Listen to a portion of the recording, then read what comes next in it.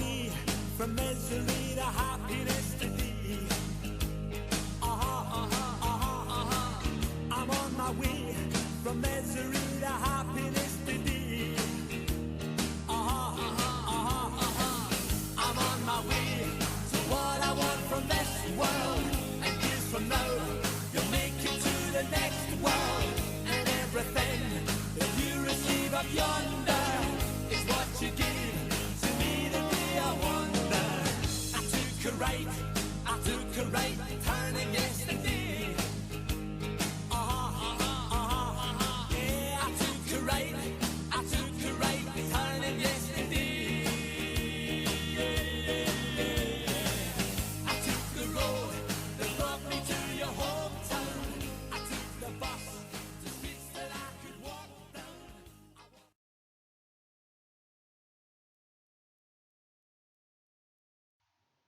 Welcome to episode 8. It's been over a year since we did episode 7, and in that time a lot has happened in the world of these little Land Rovers. So, quite understandably, the news section has a lot to tell you, so we'll crack on with that straight away. A model we have spoken about in previous videos is the beige pickup with frames seen here on the left. Now this was reissued by Oxford as part of this 3-car set, but they have also issued it as a standalone model. And the interesting thing is that in this version, the wheels are now reverted back to silver, and there is a difference to the headlights to the front of the model. Now, in the 3-car set, the headlight is a very basic affair with just the light lens painted silver, whereas on this second version, the headlight surround is also picked out in silver and gives a much more pleasing effect. So whilst this model already had 4 variations, it appears that we've had another 2 added, and it just goes to show that even Oxford are changing their production methods with each release of a certain model. Our next item takes us right back, possibly to the beginning of these models, and involves the white soft top in the rail track livery. It was whilst updating the website and photographing a few models that I needed to add that I came across this one, and it involves the base plate.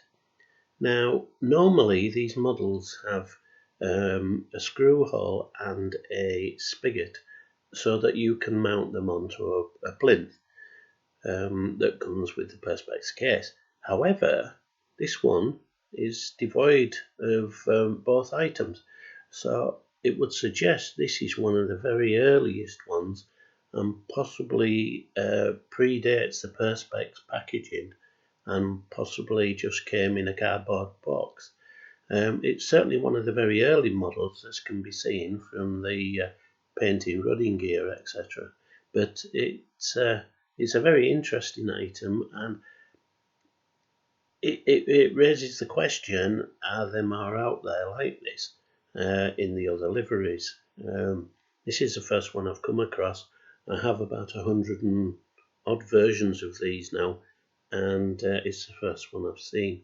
So it's yet again something to look out for. Our final piece of news for this episode is that Oxford Diecast have now started to release some of the earlier liveries, and this includes this yellow Telecom in a rather garish yellow livery, the police soft top in white livery, ambulance in blue livery, which surprisingly features the large logo, the red Fire Brigade livery, and finally the pale blue pickup with frames. It's especially pleasing to see that Oxford have elected to go with the clear rear window on the soft top re-releases, as opposed to the later painted versions. This gives an altogether better model when viewed from the rear. Well, that about winds up the news section for this episode. We'll now move on to the flatback pickups that I've been promising to do for the last couple of episodes. As you can see, we're in the Land Rover section of our website, and actually on the page dedicated to the Land Rover pickups with frames. Today we're going to take a look at the vehicles that we haven't yet covered, and this includes the Army Land Rover green and red, or sometimes referred to as bomb disposal, and the RAF version, which also we haven't yet covered. If you are unsure how to navigate our website, we covered this in episode 7 of this video series, and links to the website can be found at the bottom of this video in the description. So onward with the bomb disposal one first. The red and green livery on this Army pickup looks rather striking, and as you can see from the website, we currently have 3 different versions in our collection. There are another 2 known to be out there, but as these don't crop up very often on such as eBay, etc., then it's always worth having a good look when they do occur, as you just never know. It might be one that you've been after for a long time. The next one is the RAF police livery. Now, I have to say, this is one of the rarest ones. They're very difficult to find, seldom cropping up on the auction sites. As you can see from our website, we only have one version of it, and we know of only one other that's out there.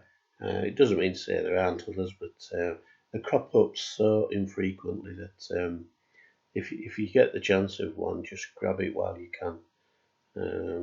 It's a good looking model, and I should imagine it's very popular with the model railway people or war diorama, etc. Yeah, another good one from Cararama, and to add to the collection. So that just leaves us with 2 liveries in this section to do. That's the green one, including the post office telephones, and the United Nations one. But we'll leave them for another video, and hope you've all enjoyed this one. Promise it won't be as long before the next, and hope to see you then. So until then, happy collecting.